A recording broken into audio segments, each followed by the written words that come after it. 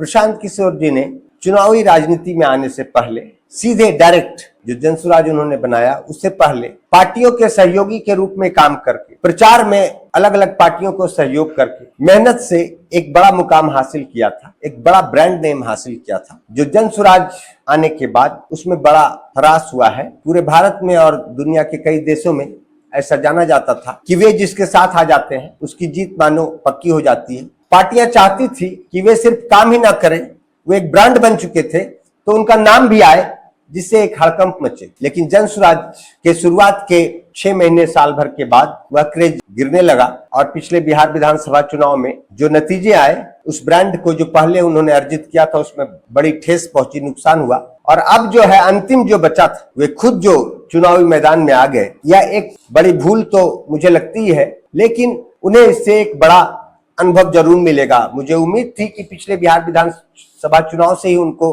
कई बड़े अनुभव मिले होंगे, मिलने चाहिए थे, लेकिन जितने मिलने चाहिए थे शायद उन्होंने उतने रिसीव नहीं किए। उन्होंने शायद ऐसा ही रिसीव किया कि प्रचार में यहाँ ये कमी रह गई, प्रचार में वहां ये कमी रह गई, ये व्यवस्था में यहाँ क्या कमी रह गई, इसी को शायद अनुभव के तौर पे लिया। लेकिन भीतरी बात को उन्होंने अनुभव के तौर पर नहीं लिया कि जो भी पार्टियां अभी जमी जमाई है, झूठ और भ्रष्टाचार परिवारवाद में अभी उलझी है। कभी जब वह पार्टियां शुरू हुई थी उसका जड़ देखेंगे तो जो लोग थे उन लोगों ने बहुत मेहनत और सच्चाई और ईमानदारी और जनसेवा के भाव से कार्य किया है। आज जो भाजपा, आज जो कांग्रेस, आज जो आरजेडी जैसी पार्टियां हैं वर्तमान में, उनमें काफी खामियां आ गई। लेकिन आप शुरुआत में देखेंगे तो शुरुआत में उसके लोगों ने बहुत ईमानदारी सच्चाई से काम करते हुए जनता का विश्वास हासिल किया।